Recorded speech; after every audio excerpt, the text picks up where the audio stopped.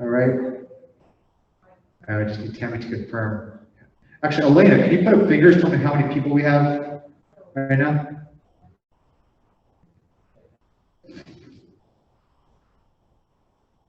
Oh, so it's 3, okay. All right, that's fine. So thank you for coming, you guys. We'll go ahead and get started. So first and foremost, so for those of you guys that don't know me, I'm Eric. I'm the owner and head instructor here at Impact. I've been doing martial arts for about 40 years, and part of that journey has been also finding ways to apply the martial arts and MMA to kind of self-defense situations. I have run a self-defense class for women for almost 5 years now. And what we're doing today, though, is focused on all the non-physical parts of self-defense. So this is kind of a self-protection, self-defense, a lot of information that hopefully something that you guys come away with will be useful, all right? Because if I was to teach you guys techniques today, especially over Zoom, you're not going to remember it, and in a stressful situation, you probably won't react the way you want to. So it's better to be preemptive and then have strategies. Some of it during, but most of it before, right? So we're going to start out with kind of how you want to approach your lifestyle as it reflects upon your self-protection or safety, right? Now, what I mean by that is, do you want to just live your life the way you live it, and then allow, you know, whatever chances of something bad happening to happen, and not to be scary at all, because maybe you shouldn't worry about it. But if you do want to be extra vigilant, then there's activities and things you can do to be a little bit safer, right? So, for example, this goes to a lot of different situations, but let's say that you normally walk at 6 a.m. in the morning, but you walk in a neighborhood that's not the best, but there's not too many people out usually, so it's fine. Or maybe in a different situation, we're talking about going to a house party or something where maybe you have heard or don't know or don't think it might be as safe as possible. So maybe you don't go to that thing, right? So far as the morning walks, as an example, there's ways that you can adjust what you do, right? So if you go on your walk, you can ask someone to come with you, right? Maybe your roommate, maybe you know, somebody in your family that lives there, or you can also change your time or your location, right? So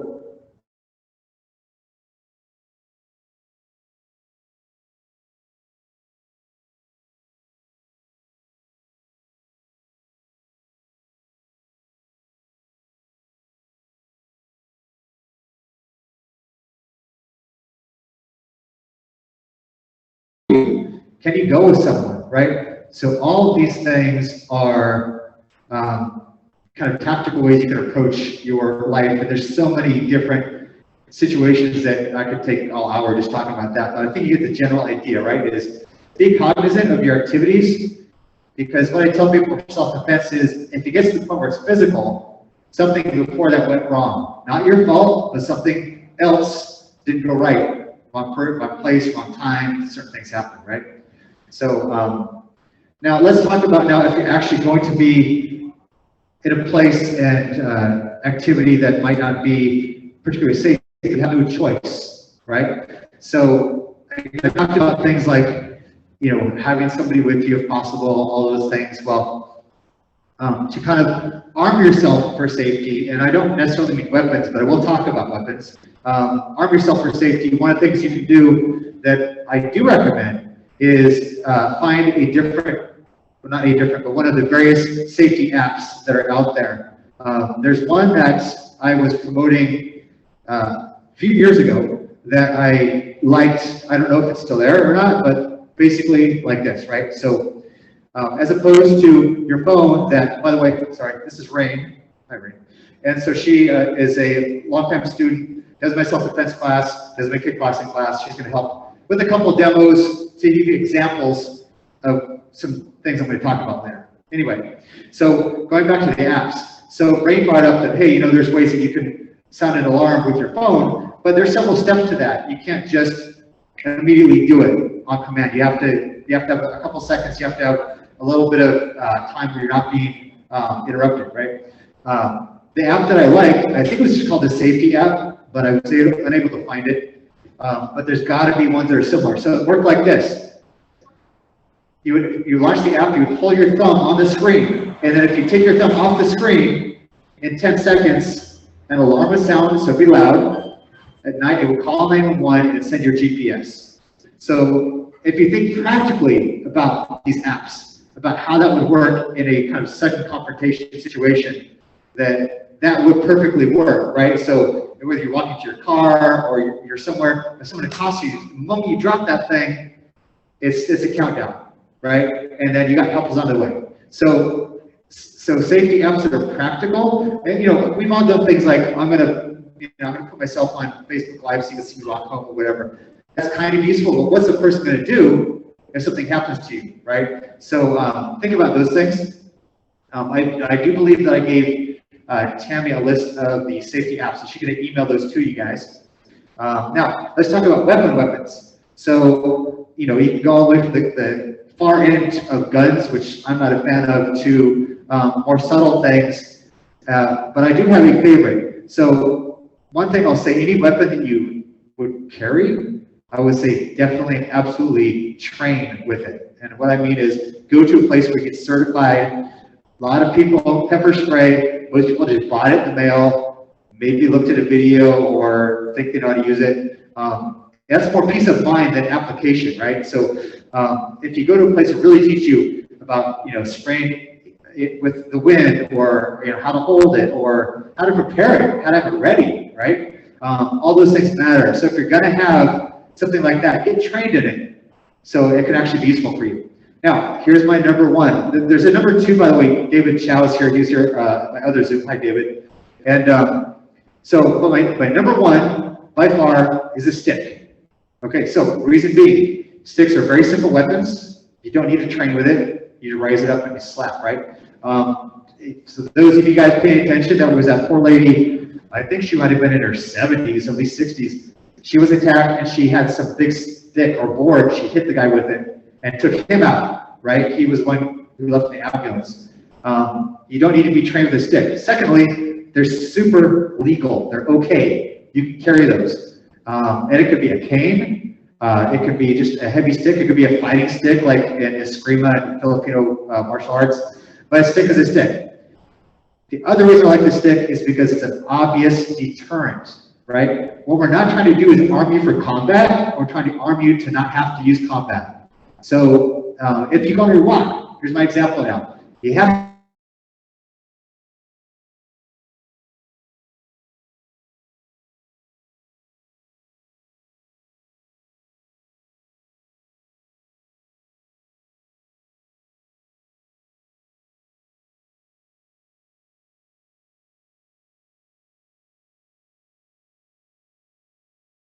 so it's a bit of a deterrent, and also they do have some that have really high intensity kind of lights you can shine on people.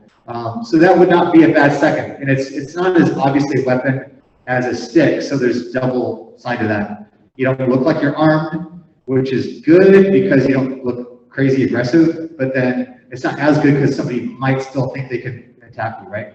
Hi Marianne, hi Wendy. So what I'm going over you guys is, yeah, thanks, go to here, that's fine. Mary,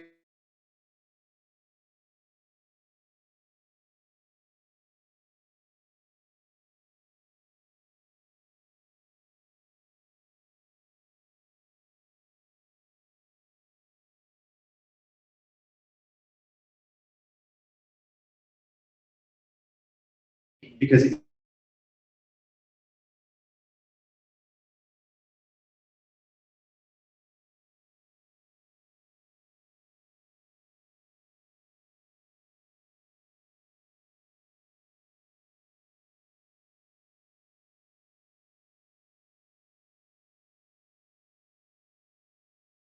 Oh, you know what?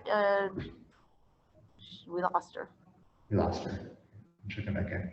Cool. Okay, so we'll keep moving. All right. So let's talk about, in general, being less of a target. So some of these things you see, they're segueing into each other, right? So we talked about where you go, how you do your behaviors, and then if you go there, how you might keep yourself safer. And then we're going to now say in general how to make yourself less of a target. So things that you can use common sense in a lot of ways. The bigger the group of people you're with, the less likely that something's going to happen, right? Walking with more confidence and more awareness, paying attention to what's going on, makes a difference. If you are walking somewhere and someone's walking towards you, or you feel they're walking towards you, you can turn and look them in the eye so they see that you see them. That could be enough, because maybe they want to walk up behind you and hit you. Now they can't because you're looking at them, right? And if they walk closer to you, you could say, "Can I help you?" in a strong kind of verbiage. I got this from Kenny Wu. Is a good basic statement. It's not confrontational, but it is strong, right? These are the things we want the person to not come at you, right? Want them to have a reason to go to somebody else. That's really the thing, right? And you know, things like looking at your phone, looking down at the ground, those type of things. People will look for targets. It must be super clear to you guys by now that all these racists are nothing but cowards as well, because they're going after elderly, they're going after smaller women, they're attacking people from behind. So they want easy targets. I have yet to see a bodybuilder Asian get attacked, and I would love to see that because I know how it would end. But just keep in mind those things. Try not to present yourself as a target, right? So the other two parts are super important: is awareness and your inner alarm. So awareness does not involve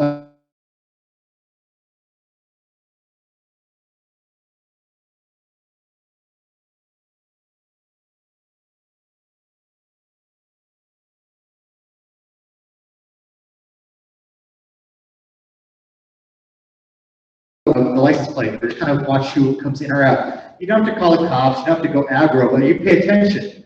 Now, suddenly you're more aware of whoever this person might be, and you can either help yourself or help somebody else if something happens, because you're being aware, right? Being aware of, if you're walking through an area that's got a lot, let's say walking through a park, right? If you're walking through a park, there's a lot of people, you should in general feel safer, right? Which makes sense. And then suddenly you walk through a park and it's a little bit more secluded. Maybe there's someone kind of hanging out. Just be aware, right? Just be aware. And again, these are things you can talk over for a long time, but in general, just pay attention to what's going on around you. Try and use common sense and think defensively as much as you think you need to, right? So one thing I'll jump back to.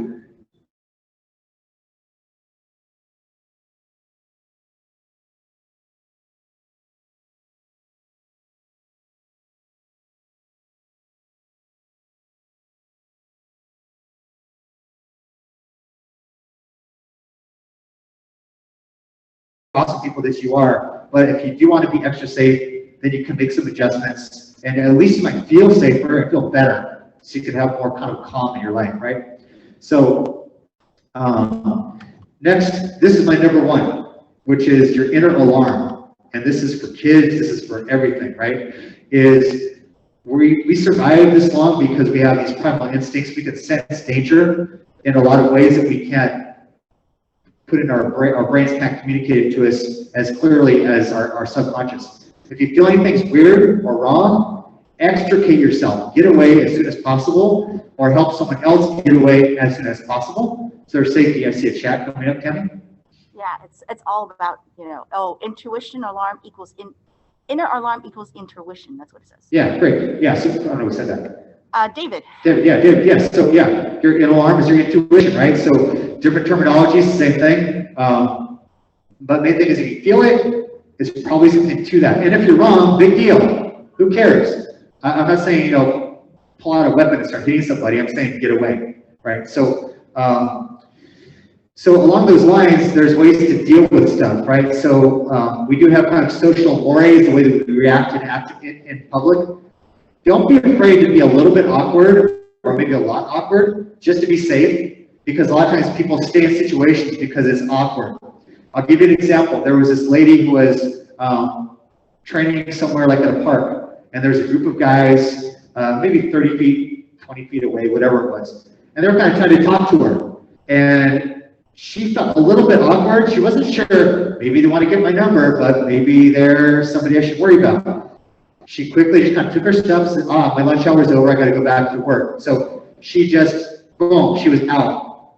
These guys might have been nothing, but she didn't feel right. And that's by far the best thing, because now there's zero chance of anything happening, right? As opposed to, so always listen to your inner alarm, right? So again, sometimes I'll jump around on stuff. I want to talk about an actual, like if you're actually physically mugged. And by mugged, I mean they want to get your property, your phone, your purse, whatever it is you have. I want to say as loudly and strongly as I can, let them have it.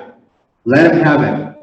I have seen videos, even with these Asian attacks, where people have fought off the people who try to take their stuff. But I've also seen a woman get dragged as she's hanging out of a car, right? It's not worth it, right? I know the iPhone 12 is pretty awesome, but you can buy a new one, all right?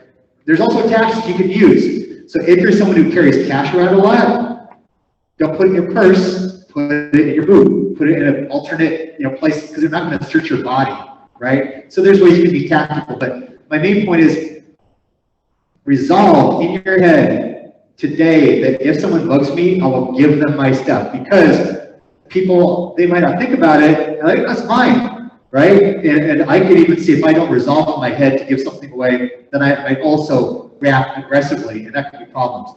Because again, my main goal here, instead of everybody watching this, to be a little safer, to increase ability to not be hurt, to not have things go bad, and let them have stuff, right? That's, I think you got to do this.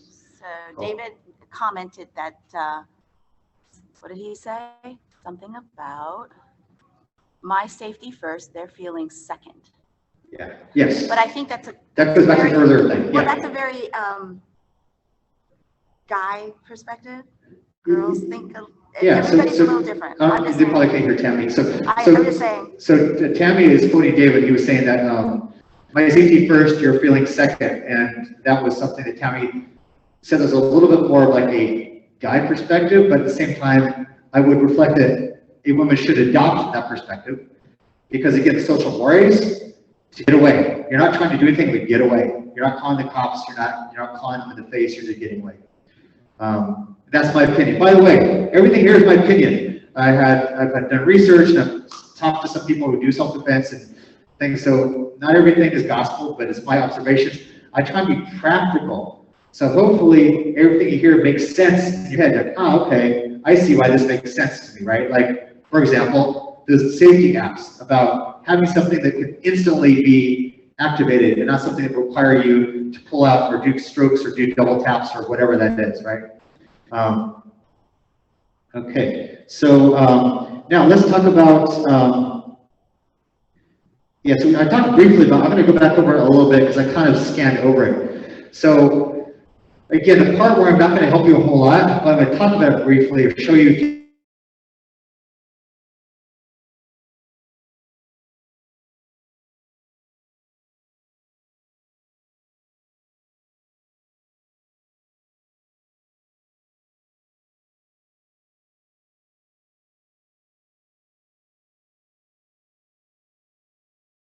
I guess the step number one will be, if there's an easy way for you to go inside of a store or walk into a crowd of people that you think will kind of keep you much safer, then do that. That's your number one. If something like, oh, this guy's coming at me, this door is open, I see a bunch of people in the store, I'm gonna walk inside, right? So aside from that, if you're out more in the open, you're more alone, and someone approaches you, number one, look them in the eye, just so they know that you see them.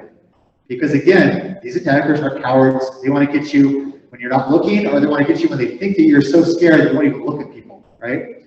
Secondly, if they come closer to you, if it's obvious, again, inner alarm is probably going off at this point. Say, can I help you, right? Stick out your hand, can I help you firmly, right? These are things that can be practiced. And I've done self-defense seminars, but those are usually several, and they should be ongoing. Right, but you can practice those things. That's become something you practice with, right?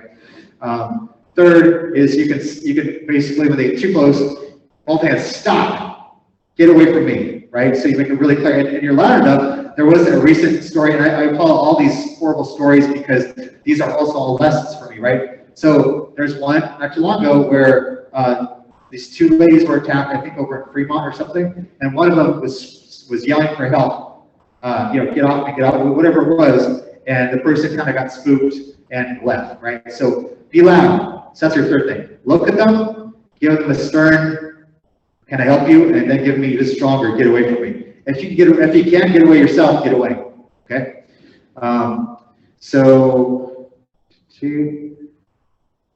Okay, so let's talk now about the actual physical part of self-defense. So there's a lot of things going on here. For one thing, just as you have weight classes in MMA or boxing, if someone's bigger than you, that's a huge advantage, right? If you have not trained, then most likely you're not going to be able to do one or two moves you might have learned. And you're also, more importantly, not going to react with a muscle memory reaction to something, right? So if, for example, you train in boxing all the time, or jiu-jitsu all the time, or you wrestle all the time, and so because you aggressively and physically mix contact, you will react with the things you've been trained with, right? So if not, and even if you haven't sparred or haven't gone into more physical contact, you might freeze. You might get so panicked that you forget, or you get so sloppy that all those fine motor skills are completely gone. In general, they're going to be gone, but when they're shot, then it's useless, right? So what I mean by that is, if you train in a way that's a stressful environment, safe but stressful, particularly in a combat type thing, it could be anything. To me, if you do a martial arts class or a Krav Maga or boxing or whatever it is, all of those things matter. They're all a degree of something, right? But if you don't, then just know, and this is okay to know this, but just know you're probably going to freeze or just not be able to do much. And that's why we want to do all the other things before you get there, right? You want to do all the things before so you're safer. So along those lines, then, if someone is attacking you, then you need to get away as soon as possible. And if you want to really do self-defense, you have to then make a decision. And again, all you guys live your life. Marion just keep dancing, right? Although Marion actually was pretty good at my kickboxing class, so she could probably be pretty good. But live your life. But if you really want to learn self-defense, the practical, real way is to do ongoing training. Okay, so the women's self-defense class, maybe I'll open up to just be self-defense, right? That's about 75% step on the ground, because the hope is if you're standing, you can try and get away. There will be a few moves with you standing, but mostly it's that worst case scenario. And my point, aside from telling you my philosophy of that class, is more that you need to do ongoing training so that you are able to make it kick in. You have the practiced skill to overcome a size disadvantage, all these other things, right? And so then you can really increase it. So if you're really going to do self-defense, you have to do it ongoing. Now, I'm going to show you guys a couple things so you can understand how these could apply to you if you're doing a self-defense class. I'm not trying to sell anything. I think a lot of you guys don't even live particularly close to me, but I want to show you what we're doing. Then you go, oh, okay, if I train that way, I could react this way. So this is where I can use right now, so you can have this back. So what I'm going to show you is an example. There was that lady who, on the screen, here we go. So there was that poor Filipino lady, she's in her 60s, and this crazy dude walked up and kicked her in the chest and knocked her over, right? This is the one that we probably don't know about, which is the security guards didn't do crap, cowards, they got fired, that's good. Anyway, most probably, because I know she broke her pelvis, that she was like in shock, she was in pain, so probably she could not have done anything regardless of training, right? And so, but if you had had training and you were able to physically react, like maybe that just knocked the wind out of you, or at a point you get your senses back. I'll show you what we do in our self-defense class. It's a very basic concept, right? So when that lady got knocked down, let's see, make sure your head's up. just a little bit, and then just lay down. So when the lady got knocked down, basically she's like this, right? And the guy came over the side of her, he started trying to kick her in the head, right? And so again, she probably could do nothing because she was hurt, she was shocked. But what I train people to do is we do a drill with a partner where I'll move around and she will take one step and then drag the other one, right? Kind of double steps, keeping her legs in between. Now, yeah, you can say, oh, you can come in like this, but I'll show you about that part. Way different though, if I try to kick her, and she can get her legs right here, and she can also kick back, right? So yeah, right there, boom, boom, kick my legs, she kick back. It doesn't have to be like great technique, as long as your legs are flailing, it's difficult, right? So we do drills like that, right? So here, this is an example, if you train this, that's why, like, obviously, she knows what we're gonna do, but we've done this before and she would immediately do it now. She knows, if you're here, that's what she used to move around. I used all day if I want to keep her busy.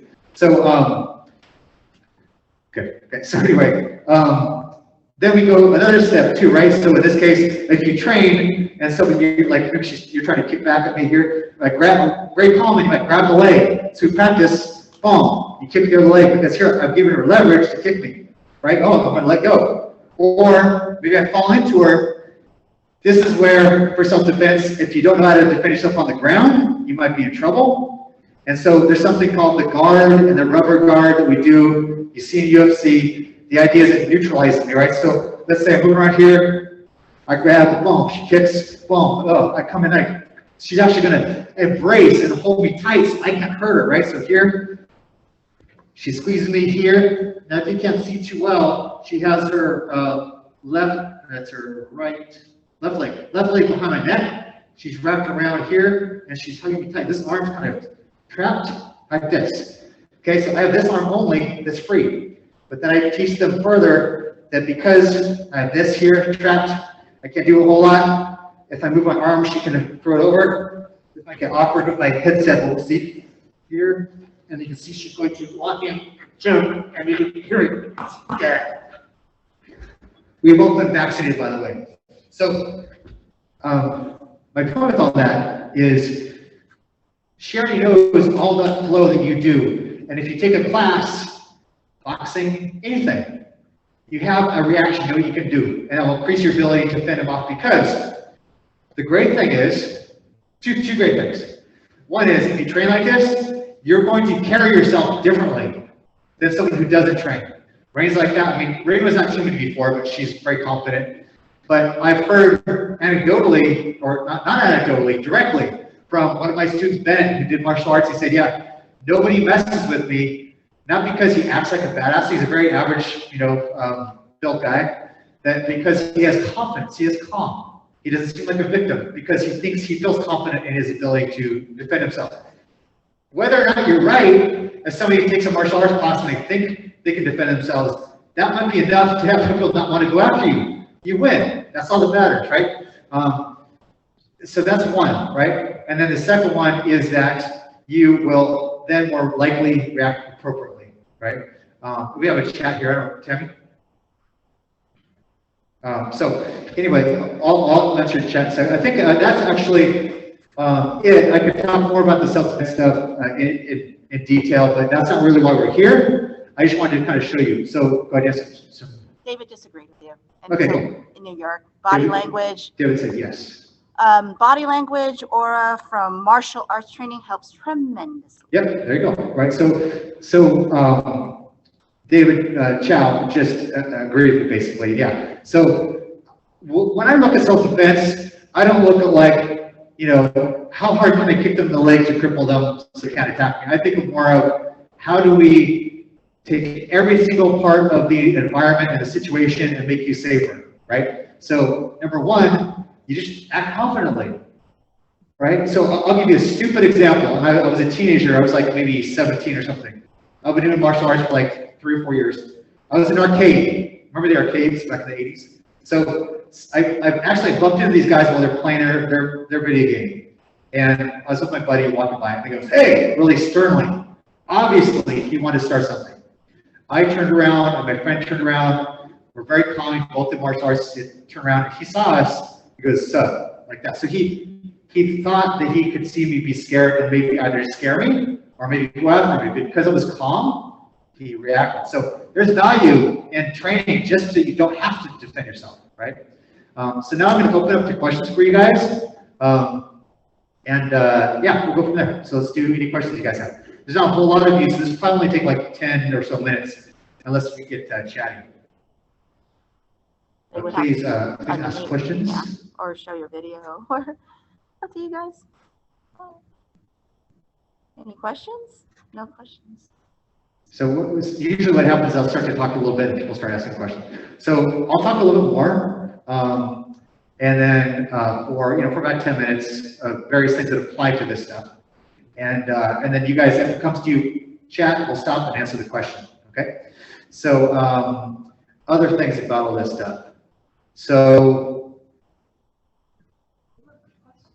yeah, there we go. See, look at that. Did you mention flashlights, I think, from when I sure did, David, yes. So David asked me if I mentioned flashlights. Yeah, I sure did. And we're talking, of course, the heavy-duty ones you get at Costco.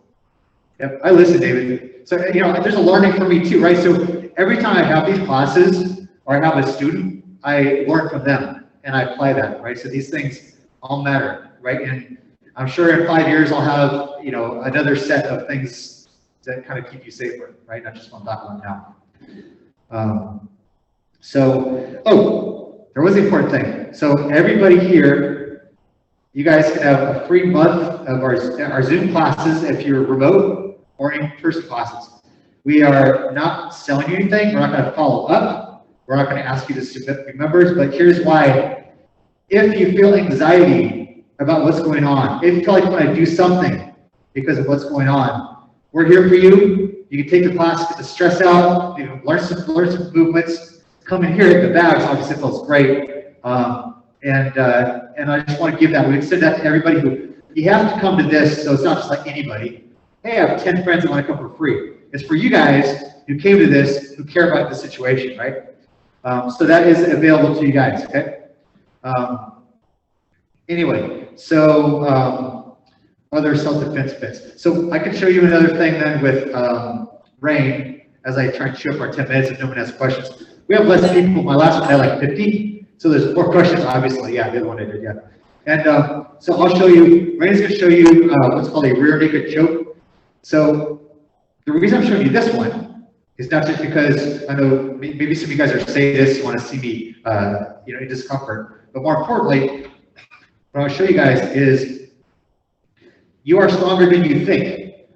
Women, you're stronger than you think. If you're a slight person, you're stronger than you think. Because with technique and leverage and advantage of situation, you can overcome a lot. What I mean is this. If you fight in a situation where you're on the ground, most people are not inherently good at fighting on the ground.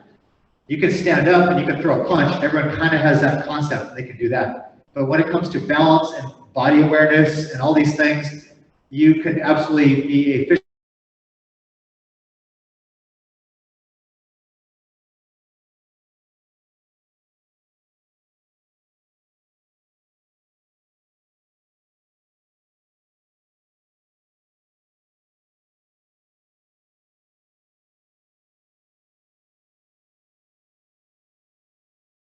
is that she definitely had a much better chance of keeping herself safe than if she had no training on the ground, right? So what I want to show you though is we'll show you what's called rear naked choke. So this move can happen a lot of ways, and if no one asks questions, I can entertain you with one more kind of series of techniques of how you get behind the person. There's a lot of ways. When you're rolling around, you can end up behind somebody pretty easy. You could also be defending somebody else. So let's say you're with a friend and their friend's being attacked, and they get on your back and they start choking. I see you have a question finally, so once you go, sit down for a second. We have a question, Tammy? If someone attacked us while standing, is there something we can do to keep the attacker from hitting us like the kicks you showed while you were on the ground? Yeah, okay, so the question is, if you're standing and someone wants to attack you, can you fend them off like the kicks? So I do have some information for you on that. And again, a lot of this stuff is from things that I've seen in combat sports. In the early 90s, the combat sports were way more wide open. There's like no weight classes, they didn't wear gloves, there's like you kick people on the ground, there's a lot of things. So that becomes learning for how things work. So I'll tell you this. If you're attacked and you can't get away, if you for sure can't get away, it's kind of better, and I'm not advocating this because you're not trained, but it's actually kind of better to sit down and kick at him from the ground. Because what happens is, go ahead, stand up quick. So here, I can attack her, boom, boom, boom, I can push her, I can grab her, I can do a lot of things, right? But once she goes down here, if you have the basic concept of kicking here, now I can't grab her, if I try and hit her, I can get kicked in the face, and again, if you're trained, you can hold them tight and defend yourself with some of those techniques right now. But I'll answer your question as best I can. So, standing position here, what I do train people with here, aside from some of the basic things, like a strong leg kick, so don't kick it too hard here. But, so if you're trained here, right, bam, so a little lower would be the flat, right? Here, boom. So this kills. If somebody kicks you really hard, if you're trained and you whack them here, it's like when you get a big Charlie horse at the edge of a coffee table, right? Imagine someone trained goes bam, it's paralyzing. So it's a real thing you can do. It takes training though, right? So that's part of the training part. Another thing I train people is eye pokes, right? So here's my eyes here, boom, right? So quick, boom, stick it out. And I have techniques we use where you have all the fingers, they're slightly bent, so you don't break your fingers. We don't do Three Stooges, all right? Although I do like Three Stooges, but not for self-defense. So to answer the question though, the best thing you can do if you don't want to get hurt, what you can do is called a helmet. So basically put your hands on top of your head, elbows in, right here. So just minimize the damage I can do to her, because when the chin is open, the head's open, right?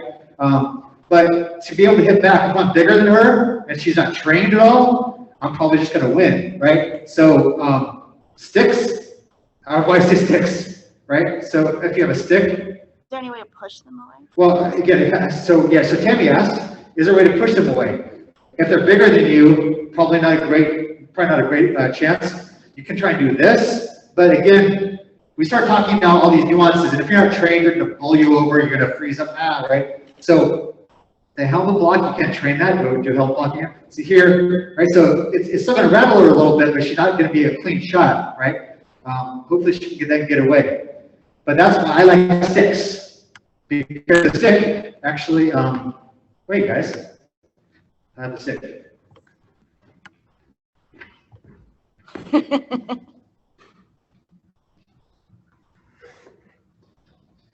He's gonna hit you with a stick. All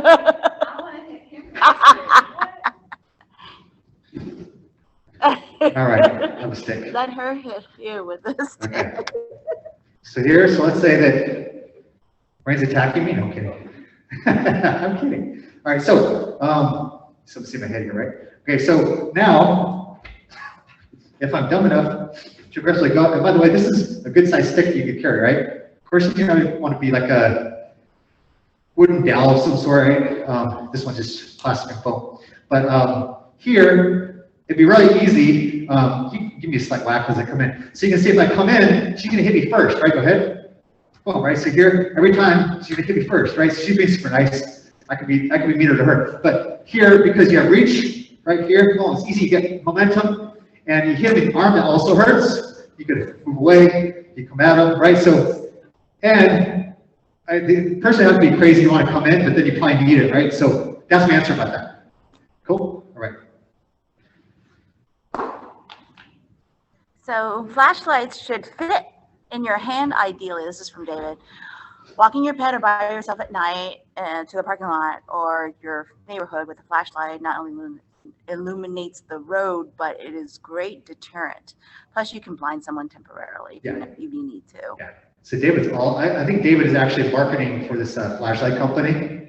That's why he's been following around. But so basically, what David is saying was the flashlight is good, especially at night when you go into your car. You know where you are, you can see what's going on. You have the weapon handy, right? Call it a weapon. And also you can blind them with the light, which I did say earlier, by the way, David, about the light in the eyes. Flashlight. I like these because this is obviously don't mess with anything. The flashlight, yeah, but this is definitely like I'm not gonna. I have a freaking stick, dude. Do you really want to go after me? There's another comment, Tammy. It says highly recommend reading The Gift of Fear by Gavin de Becker, and Oh, and the flashlight works like a stick too. This is all David. Yeah. So first part was there's a book called The Gift of Fear. So just look up Gift of Fear. And what's the name? By Gavin. Gavin. So just Gavin something. I'll put that in the notes. Okay, good. Tammy, put in the notes. Thank you. All right. No. Yes, it works just like a stick. It does. My point is, a flashlight looks a little bit less like a weapon than a weapon. That's my point. It's about deterrence, not about what's the better weapon, right? But yes, a close second for me is a flashlight. And at night, it's probably my number one because you can use it to see what's going on and point at people. Other questions you guys have?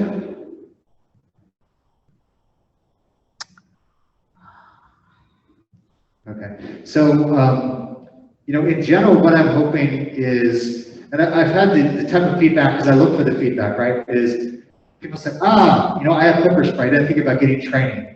Or, oh, I understand the value of, carrying the stick, like Manjuri. So one of my longtime students, she's petite built, but she's very strong. She's been coming for years. And she's a tough little person, even though she's very nice. And she's like, I never thought of a stick. So, that's something that, I didn't think about that. Right? So if there's anything that came out of this, then hopefully you're a little bit safer. That's really the point of this whole thing. And I'll go back to the optimistic, realistic part of it, which is, again, aside from the anxiety and the worry and the other things that come with it, the chances are slim that you're really going to be attacked yourself.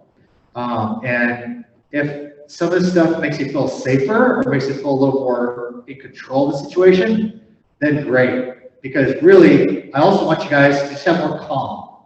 Because these scumbags, and some of the people are mentally ill, but the other ones are just garbage.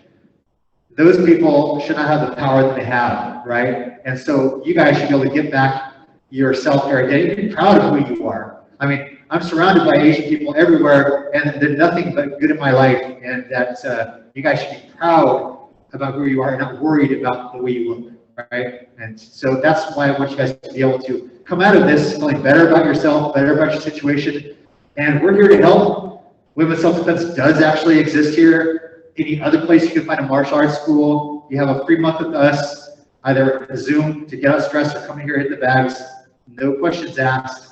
And I want to be here for you guys. So if you guys don't have anything else, we can end it. But I'll give people.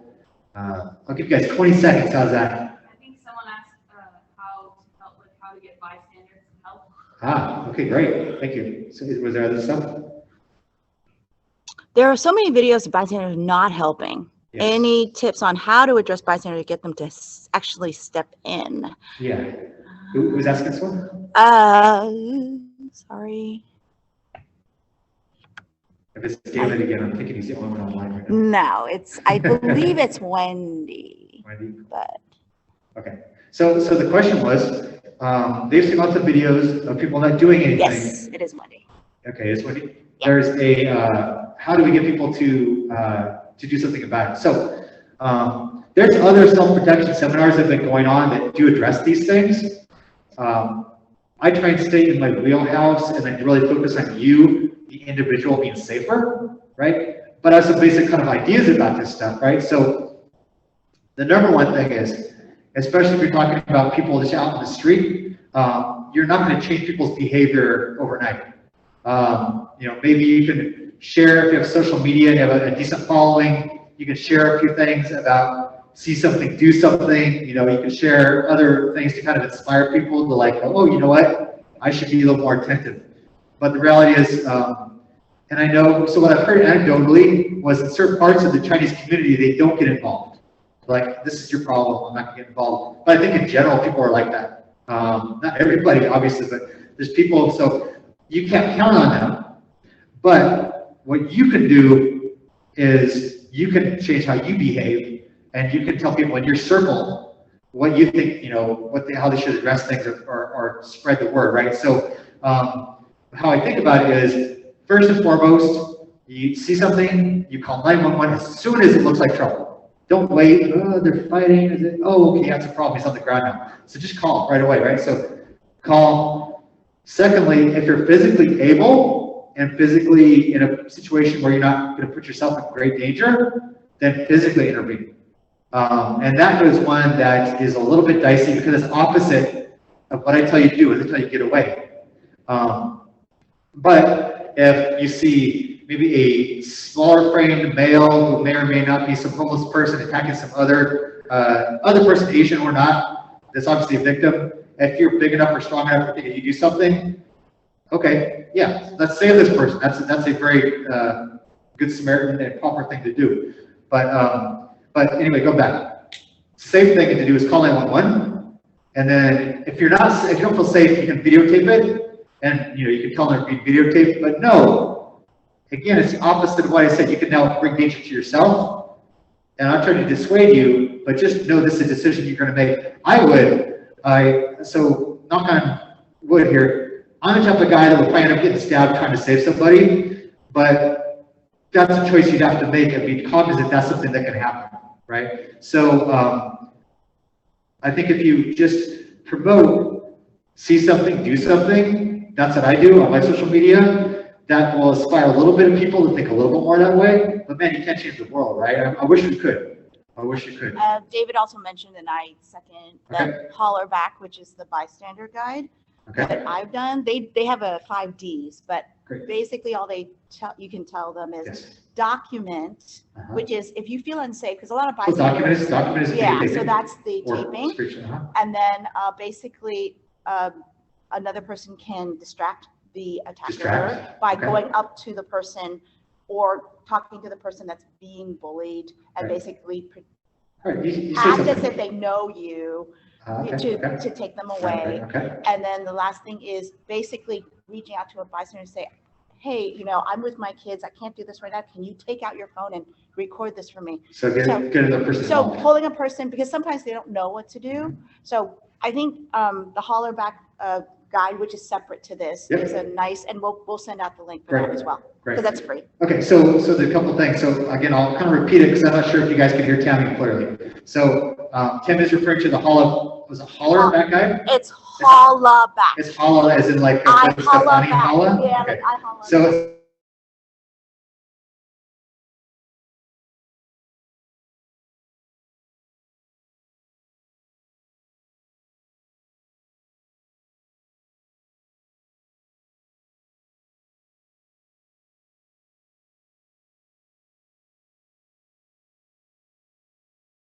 But you're getting other people say, hey, can you help me? I can't do this, or can you call 911 while I videotape this, or whatever that is, right? But again, that's that's us, that's not other people. I think depending on where you are, right, very much will matter. If you go to San Carlos Park over here, and there's like a party going on, or a couple parties going on, and something happens to you, very good chance someone's going to help you. Right? If you're in New York City, walking the street with a bunch of strangers, people that are taught to just go to their destination, not look around, they're not going to help you, maybe, right? So that's it. That's at least, hey, thank you for asking. I didn't have all the answers, but we do know about the Holla Back guide now, right? And that's we have all that information now. Yeah, and Tammy will email it to you. Okay. Anything else? This is Wendy, says, yes, thank you for your reply. I've heard that psychology recommendation is to point at one person and call on them to help. That's yes. Right. And then rather than screaming help generally, because it puts the responsibility on the one person rather than everyone in the room. Yes, that's part of the training at the Holla. Cool. Yeah, so Wendy was speaking to some of the techniques of this kind of Holla Back or similar programs. About how to help them and ways to go through all that stuff. And so again, that's why my wheelhouse, my focus, just by you being safer. It's different though when you're in a situation where you can help somebody. Now, I will say this part is that I've had two situations where people that I train use what I taught them to help other people who are being attacked. Okay, so what I was about to show you, as I can show you quickly, is that choke. So I'm going to have you real quick. This is the part about the empowerment, because I had a question that kind of delayed me. I'll make it quick. I got another question. But anyway, we'll do that in a second. So going back to the empowerment part. If you know how to choke someone without using strength, called the carotid artery choke, blood stops to oxygen to your brain, go to sleep in about 6 to 8 seconds. Train people with that technique over and over again, then they can get somebody bigger than them. So I'm going to show you the move and then tell you a story, all right? So really quick, just do it, right? So you'll probably visibly see me become uncomfortable, and then maybe red face, you can see on the camera, and I'll tap her, right? So let me take this off.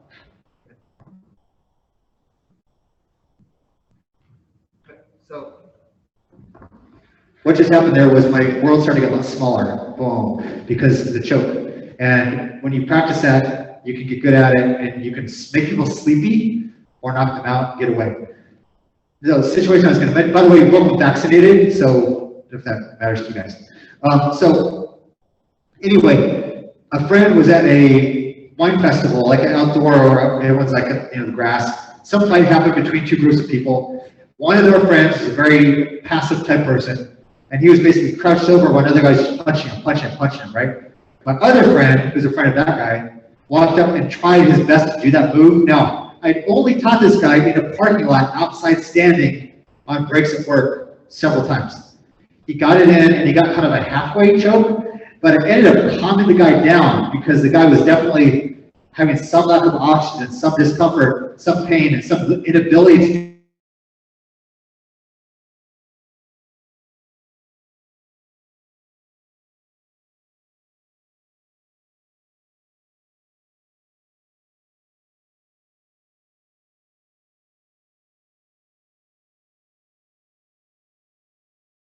but I think you can also speak. Yeah, so for those of you guys that came late, this will be, videotape will be made available, but about all weapons, so anything you're going to use the weapon, get trained in it. Absolutely, get trained in it. That's the main thing, because you might think, oh, I have a pepper spray. I mean, how many times have you been to a party and like, I have a pepper spray, right? And so it's almost like a fun thing to show off. But if you're never trained with it, then your application, your ability to use it is much different than you might think. So I would say contact the local police department, say, hey, you know a place I can go to get certified, to get trained. There's probably a place you can do that. And that would apply to any of these weapons you would carry right now. What I will say about those things, and this is part of your training you would have to have it ready. So if you have pepper spray or a stun gun or whatever, you can't have it in your purse, right? Or I don't know a person now. You can't have it wherever it would be. It has to be accessible. You have to have it in your hand. And so in general, maybe it's in your hand, in your bag, while you have, if you think you might need it. You have to be practical about it. But the other thing I want to mention about that, this is more of a secret weapon, right? So you can brandish it. You can pull it out and say, stay away from me. That could definitely work. But if you don't want somebody to even come at you, that's where you have a stick or the flashlight, David, right? But if you have it out, you don't have to worry about pulling it out and saying, I got pepper spray. You can just have your stick, right? So, but I mean, pepper spray works, stun guns can work, they could miss, but if you're trained and you're ready to use it, then I think it's better than, having no weapons, right? Is that it? Cool, you're welcome. So yeah, I hope, and I know not everybody here is Asian, and self-defense is universal, and so hopefully there's something that's useful for you here. And if I can be of any more help, just reach out to us. There's a question coming. Okay. Or just email us, any way you want. And I want to thank Rain for coming again, and thank Tammy for setting us up over here. But I wish all you guys a good weekend, and to see you at some point. Thank you. Bye. Bye, guys. Marion says hi.